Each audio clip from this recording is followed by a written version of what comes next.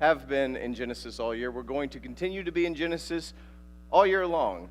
But we are reaching the end of the first leg of our journey in Genesis. We've been looking at origins, how we were created, how we got here, what's God's plan for our lives, his goal to bless and multiply and spread his goodness throughout the world. So next week we're going to be starting leg 2. That's a story of Abraham. I don't know if you've ever heard of Father Abraham. He's a man who had many sons. And many sons had Father Abraham. I'm one of them.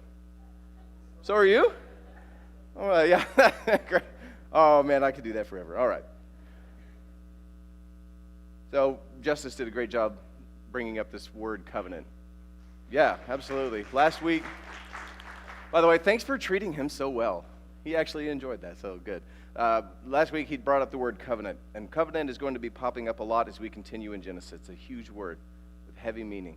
It's going to be happening as people journey through Genesis together. And he did a great job of walking us through the times. We're looking at the beginning of the earth right now, and I would say that the flood is like the time of the toddler, where all the thoughts are evil all of the time, and it's very destructive. If you've ever raised a toddler, I'm only kind of kidding.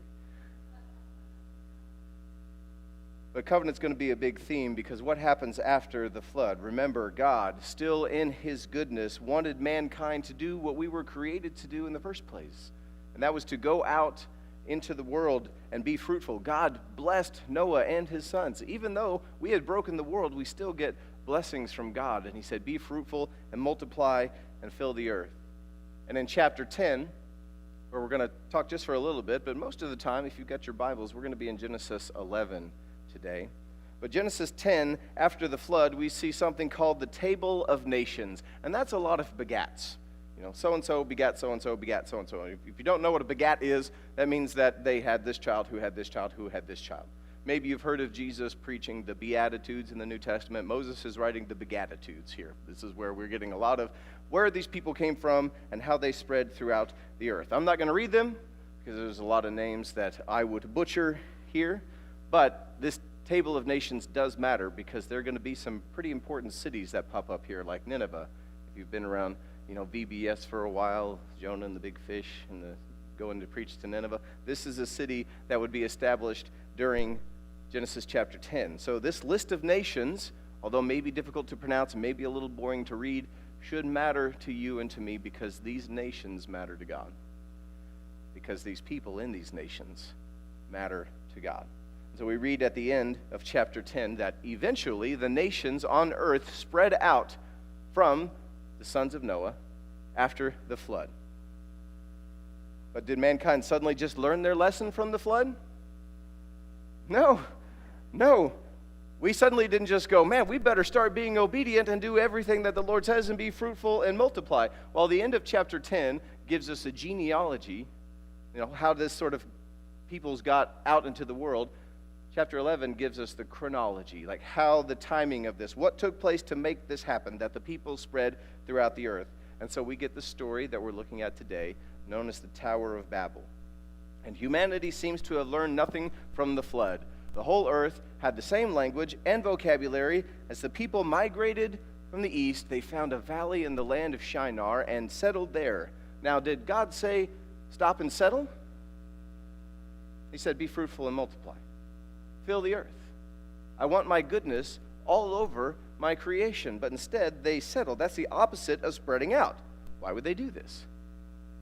Is it because they said, well, God promised he wasn't going to flood the world anymore, so I guess if there's no punishment, we don't have to obey? Or maybe it's something a little more subtle.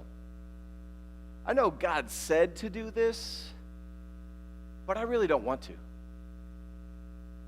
I think I just want to do what I want to do. Do we not see that in our world? The Lord said to do this, but that's kind of tough. What's better for me is if I just settle and stay where I'm at and do what I want to do. I don't want to spread out and have everything change and be different. I want everything to be exactly the same as I want it. And we wrestle with the same issue from the garden. Do you believe that God knows what's best for his world? Or do you think that you know what's best for his world? Or worse, do you think that it's your world? life is making it easier for these people to get settled. Technology is developing. We've come a long way from the skins of the garden that needed to be made for us. Technology is advancing. We read in chapter 11, verse 3, they said to each other, "Come, let us make oven-fired bricks." And they used brick for stone and asphalt for mortar, because now we can actually start building these wonderful cities. We don't have to be spread out. We don't have to be dependent. We can be fortified. So instead of going out and trusting that God will be with us as we go, let's stay and make ourselves stronger. We have this new technology, and since it's new technology, it's automatically better, right? Not so much. Can I give you a warning about technology?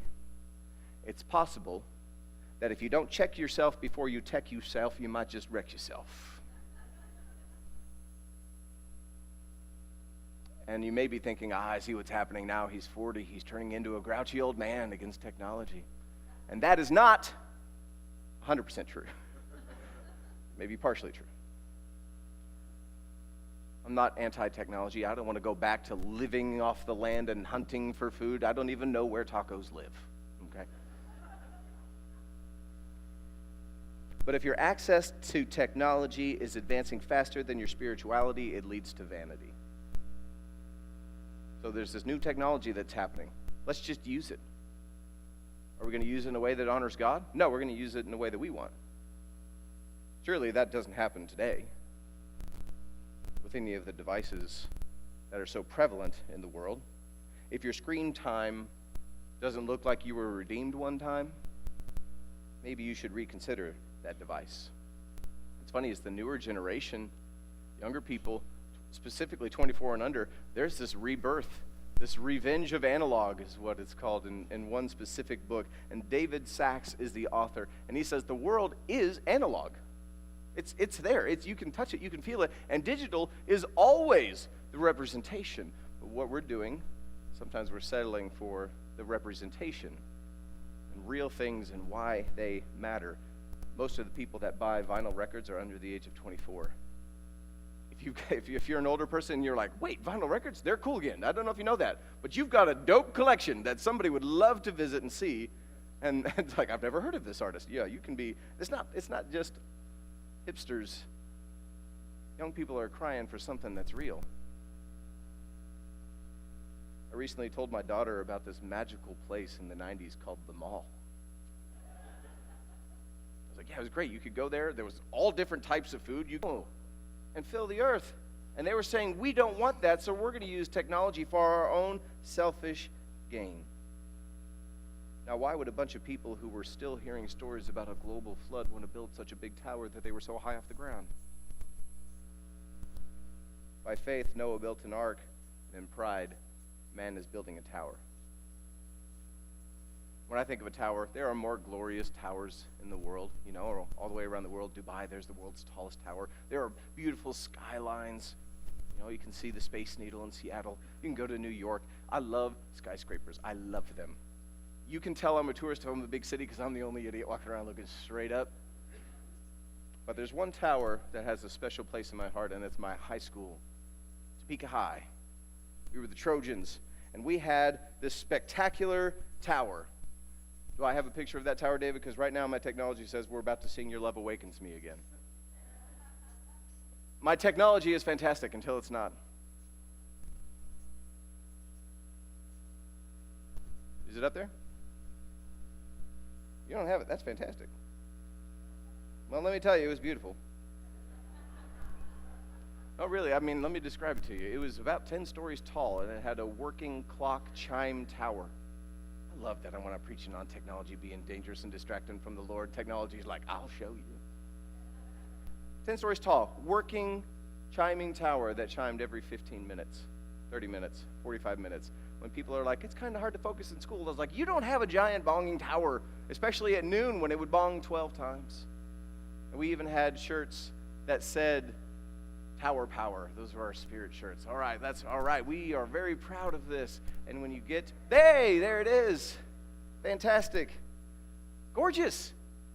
Gorgeous and Gothic. And if you're looking, look, that's 3 stories. Those are 3 stories. That's for the rest of the school. That's where we had class.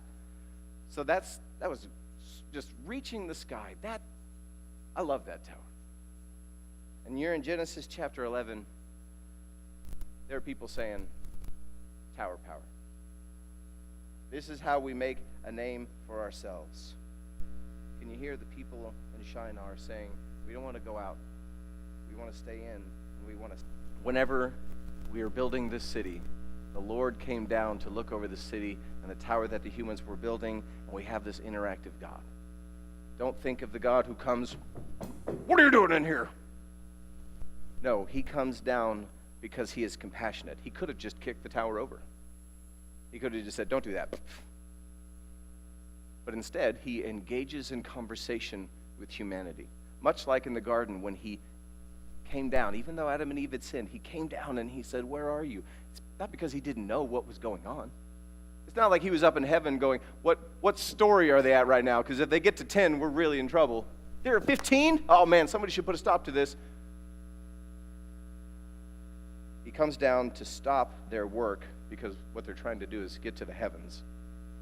And he says, you need to stop this because there's no amount of work that you can do that will get you to the heavens. Do you hear the grace? There is no amount of work that will get you to heaven. So God comes down to tell you in his mercy and in his compassion to stop. It's not going to work for you. Let me help you. Let me be your tower because you build what you believe. And if you believe that God's not enough, you'll build your own way. You will always try to build a tower from the earth to the heavens to make a name for yourself if you do not believe that the greatest name came down from the heavens to earth to build a bridge for you. The Lord said, if they have begun to do this as one people, all having the same language, then nothing they plan to do will be impossible for them. Come, let us go down and confuse their language so that they will not understand one another's speech. Everything that we do, because our thoughts are bent on evil, if they have this common language, they're going to continue to do bad on the earth. They're going to continue to not fulfill my commands. And it's actually kind of a small miracle that even after all this time, they still have one language. Because here in America, a lot of people speak English, but there's not just one English. You know, you can go north and like, oh, gee golly, no, don't you know, there's a different type of English up here. You go to the south, boy, pay a different English down here. Cowabunga, dude. Yeah, right. There's there's like a different English over on the West Coast. And then wicked smart people talk like this. We actually just call soft drinks. I just looked this up. Soft drinks have different names. Like you would think, let's just all just settle on one thing. We can't even do that. Check out this map. This is the map of every county. Somebody did this. Somebody got paid money to study what every county calls a soft drink, the generic name. So the blue is pop. How many pop people do we have? Okay, got some pop people. The yellow, those are soda people. Soda, okay. What about the red? There's Coke. Yeah, okay, there you go. Then the reason why there's 3 of us in here, and there's a few others, I don't know what the others are. What do you call it? Give me that bubbly. All right, so I don't know what it is. But we're at the top of Arkansas where there's like, is it red? Is it blue? Is it yellow? Yeah.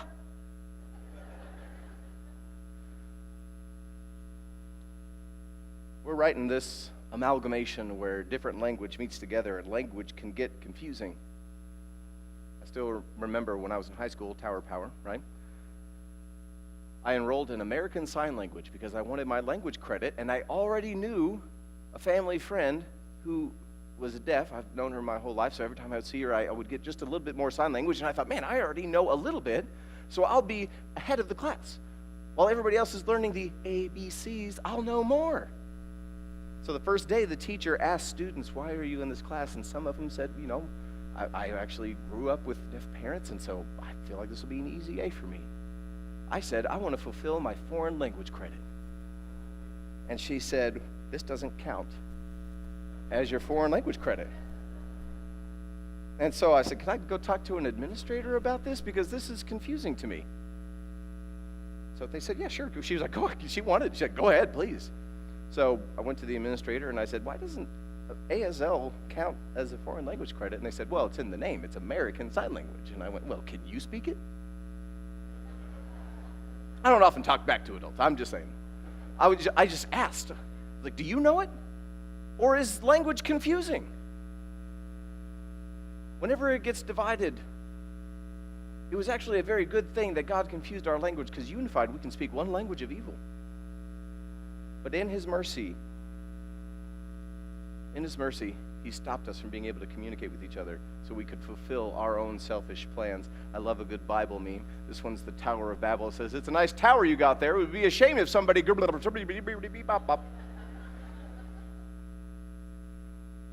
God saw that universal language was dangerous for humanity. Let me be clear. Universal language was not dangerous for Him. We can't threaten Him. He is not threatened by us. The confusion of our language was for our good, not for His protection. It was for our protection. So we took a good thing from God and we misused it. Language is a gift. To be able to communicate with somebody is a gift. If you don't think it's a gift, you've obviously never been misunderstood by somebody. But why would we take a good gift like language and twist it for our own purposes? Because that's what we do. God gives good gifts to His children. It's like we try to find a way to break it. We do this with the same tongue that we praise God. We turn around and we curse and condemn other people. When you do that, you can do a lot of damage. In the New Testament book called James, we read, "We all stumble in many ways, but if anyone does not stumble in what he says, and he is mature and is able to control his whole body." We see at Babel that God didn't want us to get really good at doing the wrong things because we were getting dangerously successful at that which is evil. There are over 7,000 languages today, and those who study language try to get as early as possible to what they call a proto-language, and they can trace it back down from over 7,000 to 50. They can't go any further. You want to know why? It's almost like that shows the Bible, where God said, we're just going to make these languages right now, and they can't seem to go any further backward. I love it whenever people study history and they study archaeology, and they go, oh, I didn't realize we could have just used the Bible the entire time. With these different languages would grow out different peoples. So from there, the Lord scattered them throughout the earth. So they stopped building the city. They ceased their evil. And therefore, it is called Babylon or Babel. That's what this area is. Shinar is Babylon, modern-day Iraq. For there the Lord confused the language of the whole earth, and from there the Lord scattered them throughout the whole earth. Remember, they were finally out throughout the entire world. That's how they got there. Go, spread out, fill the earth, diversify. Do not read God spreading out people as the punishment. Confusion of language was, hey, you guys need to stop. The goal has always been to fill the earth with God's love and His goodness.